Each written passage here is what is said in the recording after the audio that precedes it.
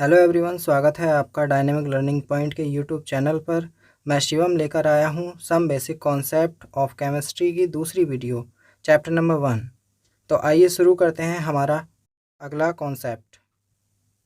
हमारा आज का क्वेश्चन है, द्रव्य क्या है, व्हाट इज़ मैटर, इसकी कितनी अवस्थाएं हैं, और साथ ही साथ हम द्रव्य के एग्जाम्पल्स को भी देखेंगे। तो सबसे पहले जानेंगे हम द्रव्य क्या है, मैटर क्या है। देखो, प्राचीन काल में सबसे पहले जो फिलोसफर्स होते थे, जिन्हें हम दार्शनिक कहते हैं, उन्होंने बताया कि प्रत्येक तत्व या हम कह सकते हैं प्रत्येक द्रव्य या मैटर जो बना है वो पंच तत्वों से मिलकर बना है, चाहे वह सजीव हो या निर्जीव हो।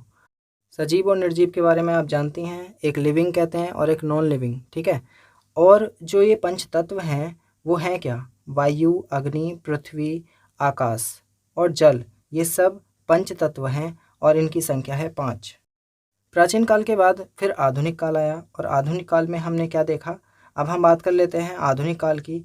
तो आधुनिक काल में द्रव्यों को 2 भागों में विभाजित किया गया था उनकी प्रकृति के आधार पर। और प्रकृति क्या थी? नंबर 1 प्रकृति बताई इन्होंने, भौतिक प्रकृति के आधार पर इन्हें विभाजित किया। और नंबर 2 प्रकृति क्या थी? रासायनिक प्रकृति के आधार पर, मतलब कि फिजिकल प्रॉपर्टी के बेस पे और केमिकल प्रॉपर्टी के बेस पे इस मैटर को डिवाइड कर दिया गया मॉडर्न साइंस ने, या फिर हम कह सकते हैं आधुनिक काल में। भौतिक प्रकृति के आधार पर 3 भागों में द्रव्यों को विभाजित किया गया, यानी हम कह सकते हैं फिजिकल प्रॉपर्टी के बेस पे जो मैटर था उसे 3 स्टेट में डिवाइड कर दिया गया। और वो थी कौन? ठोस, द्रव और गैस। कॉमनली क्वेश्चन आपसे क्या पूछा जाता है कि भौतिक प्रकृति के आधार पर, या फिर सीधे सीधे क्वेश्चन पूछ लिया जाता है कि मैटर की कितनी स्टेट हैं, तो आपका आंसर क्या होता है? ठोस, द्रव और गैस। तो ये आप कॉमनली आंसर जो दे देते हैं, ये आपको पता होना चाहिए ये किस प्रकृति के आधार पर ठोसों को, द्रव को और गैस को रखा गया है। उसके बाद रासायनिक प्रकृति के आधार पर या केमिकल प्रॉपर्टी के बेस पर भी मैटर को 3 पार्ट्स में डिवाइड किया गया है, विभाजित किया गया है। और उसका पहला पार्ट है तत्व, और दूसरा यौगिक, और तीसरा मिश्रण। अब हम सबसे पहले भौतिक प्रकृति या फिजिकल प्रॉपर्टी के बेस पर, आधार पर द्रव्यों के विभाजन को स्टडी करेंगे, ठीक है। भौतिक प्रकृति क्या होती है? इन चीज़ों को हम देख सकते हैं, छू सकते हैं, उठा सकते हैं, नाप सकते हैं, वे सब भौतिक अवस्थाएं कहलाती हैं या उनकी प्रकृति कहलाती है। जैसे कोई व्यक्ति है और उसका रंग हुआ, जैसे रंग उसका गोरा है, काला है, या फिर जैसे उसका वजन हुआ कि उसका 60 केजी वेट है या 80 केजी वेट है, और उसकी लेंथ और उसकी जो भी है, हम जिस चीज़ को देख सकते हैं वही चीज़ फिजिकल प्रॉपर्टी के इंटरनल आती है। अब उसने क्या खाया है, उसके पेट में क्या हो रहा है, वो हमें नहीं पता, तो वो फिजिकल प्रॉपर्टी नहीं होती है, वो उसकी भौतिक अवस्था नहीं होती है, वो होती है उसकी केमिकल अवस्था, या फिर हम कह सकते हैं रासायनिक अवस्था, ठीक है। तो आप जान पाए होंगे कि भौतिक अवस्थाएं क्या होती हैं, जिन्हें हम देख सकते हैं, छू सकते हैं और उठा सकते हैं, नाप सकते हैं, वो सब भौतिक अवस्थाएं कहलाती हैं, या फिर हम कह सकते हैं भौतिक प्रकृति कहलाती है। हम जानेंगे मैटर कहते किसे हैं। वे वस्तुएं जिन्हें हम देखते हैं, अनुभव करते हैं, स्थान घेरती हैं तथा द्रव्यमान रखती हैं, वो सब द्रव्य कहलाती हैं, मैटर कहलाती हैं, ठीक है। हम दूसरी लैंग्वेज में कह सकते हैं द्रव्य या पदार्थ वह वस्तु हैं जिसमें कुछ आयतन या द्रव्यमान होता है, ठीक है।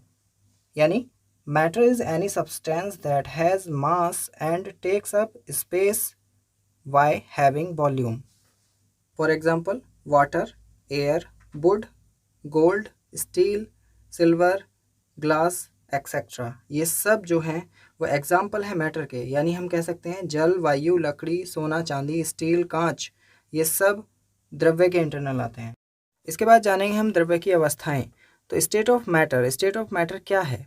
द्रव्य की 3 अवस्थाएं हैं, आपको बता रखा है, सॉलिड, लिक्विड एंड गैस, यानी ठोस, द्रव और गैस। तो ठोस क्या होता है? द्रव्य की वह अवस्था जिसमें आकार और आयतन दोनों निश्चित हों।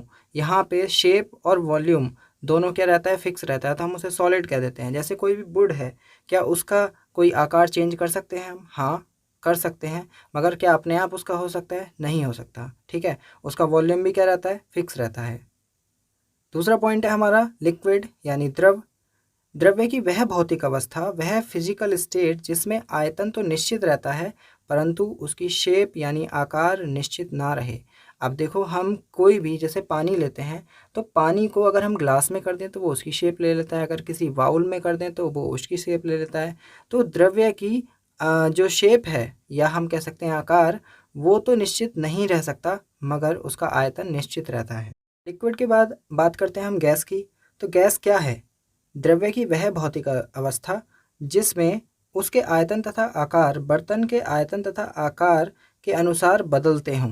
मतलब जैसे बर्तन में हम डाल दें वो उसी का आयतन ले ले और उसी का आकार ग्रहण कर ले, तो हम कह सकते हैं कि वो गैस है। जैसे आपने एक सिलेंडर में, जो आपके घर में एलपीजी गैस सिलेंडर होता है, उसमें आपकी जितनी भी गैस भरी हुई है, अगर हम एक बड़े होल में अगर उसे ओपन कर दें या खोल दें तो क्या होगा, वो सारी गैस उस पूरे होल में ही भर जाएगी। मतलब क्या है, वो एक बड़ा होल है जो कि सिलेंडर के कंपेयर में बहुत बड़ा है।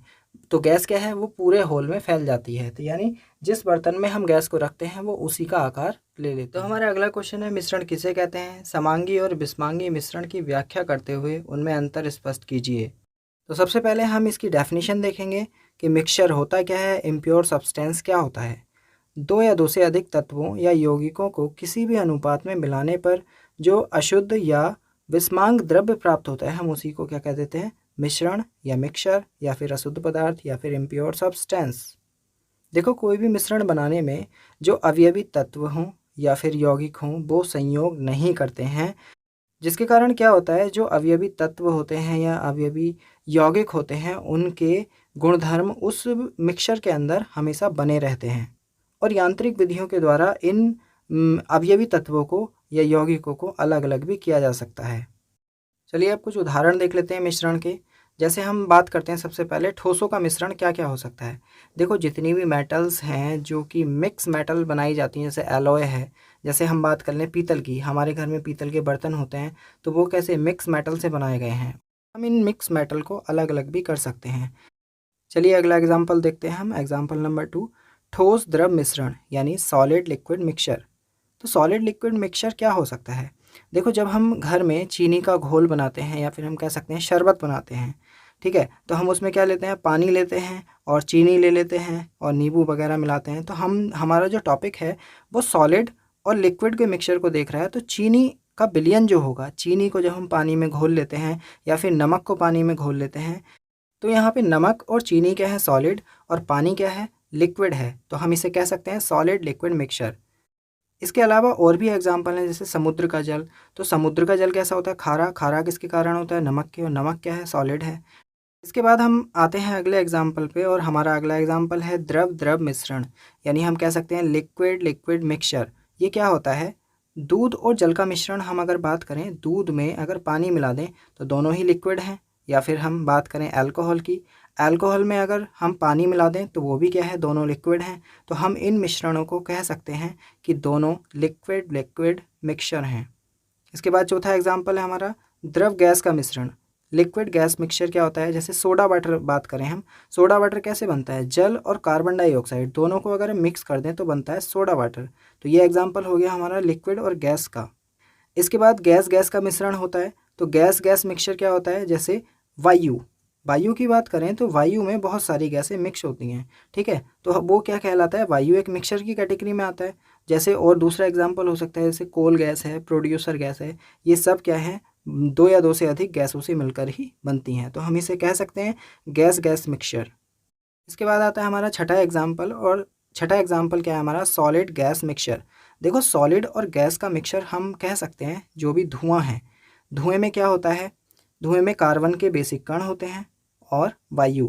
तो वायु क्या है? गैस है, और जो कार्बन के कण हैं वो सॉलिड हैं। तो हम कह सकते हैं सॉलिड लिक्विड मिक्सचर का एग्जाम्पल धुआं होता है, ठीक है।